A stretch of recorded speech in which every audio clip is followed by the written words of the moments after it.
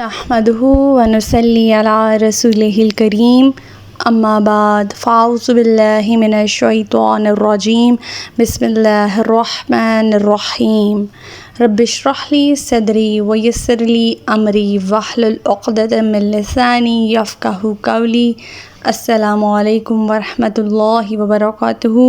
صراط مستقیم میں آپ سب کو خوش آمدید۔ نہ آئے۔ اللہ تعالیٰ فرمانے کہ ہم نے جو آسمان اور زمین اور ان کے درمیان جو کچھ ہے انہیں کسی مصلحت سے ہی پیدا کیا ہے اور قیامت یقیناً آ کر رہنے والی ہے، لہٰذا اے نبی ان کافر کی بےہودگیوں پر شریفانہ درگزر سے کام لیں۔ ہمارا آج کا سبق آیت نمبر 86 سے لے کر آیت نمبر 90 تک ہے، تو آج کا سبق شروع کرتے ہیں۔ بسم اللہ الرحمن الرحیم۔ ان ربک هو الخلاق العلیم، بلا شبہ آپ کا پروردگار ہی سب کچھ پیدا کرنے والا اور سب کچھ جاننے والا ہے۔ آیت نمبر 87۔ وَلَقَدْ آتَيْنَاكَ سَبْعًا مِّنَ الْمَثَانِي وَالْقُرْآنَ الْعَظِيمَ، نیز ہم نے آپ کو 7 ایسی آیات دی ہیں جو بار بار دہرائی جاتی ہیں اور قرآن عظیم بھی دیا ہے۔ 7 بار بار دہرائی جانے والی آیات سے مراد سورۃ الفاتحہ ہے۔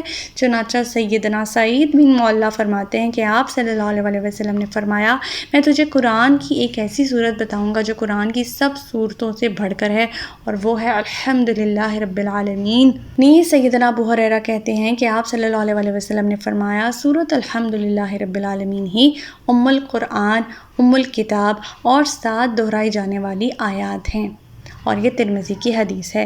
آیت نمبر 88۔ لا تمدن عینیک الی ما متعنا بہ ازواجا منہم ولا تحزن علیہم واخفض جناحک للمؤمنین، لہٰذا ہم نے مختلف قسم کے لوگوں کو جو سامان حیات دے رکھا ہے ادھر نظر اٹھا کر بھی نہ دیکھیں اور نہ ہی ان کے لیے غمزدہ ہوں، اور ایمان لانے والوں سے تواضع سے پیش آئیں۔ یعنی اللہ تعالیٰ فرما رہے ہیں کہ جب ہم نے آپ کو قرآن عظیم جیسی نعمت عطا فرما دی ہے تو کافروں کو مت دیکھیں، ان کے پاس پائے جانے والی ناپائیدار اور فانی نعمتوں کی طرف توجہ نہ کریں۔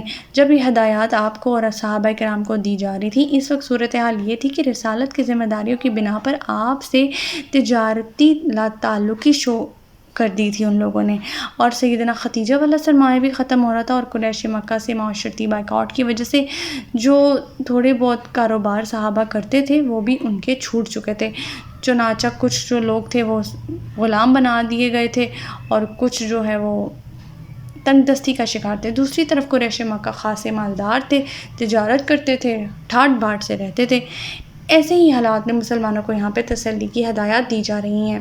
آیت نمبر 89۔ وَقُلْ إِنِّي أَنَا النَّذِيرُ الْمُبِينُ، اور کہہ دیجئے میں تو صاف صاف عذاب سے ڈرانے والا ہوں۔ آیت نمبر 90۔ كَمَا أَنزَلْنَا عَلَى الْمُقْتَسِمِينَ، جیسا کہ ہم نے عذاب ان تقسیم کرنے والوں پر نازل۔ اب یہ تقسیم کرنے والے لوگ کون تھے، ان کے بارے میں ہم اگلے سبق میں پڑھیں گے۔ ہمارا آج کا سبق یہیں تک تھا۔ اللہ تعالیٰ سے دعا ہے کہ اللہ تعالیٰ قرآن پاک کے احکامات پہ ہمیں عمل پیرا ہونے کی توفیق عطا فرمائے۔ اللہ پاک ہمیں ہدایت دے جس کے بعد گمراہی نہ ہو۔ ربنا لا تزغ قلوبنا بعد إذ هديتنا وهب لنا من لدنك رحمة إنك أنت الوهاب۔ سبحانك اللهم وبحمدك أشهد أن لا إله إلا أنت أستغفرك وأتوب إليك۔ السلام علیکم ورحمۃ اللہ وبرکاتہ۔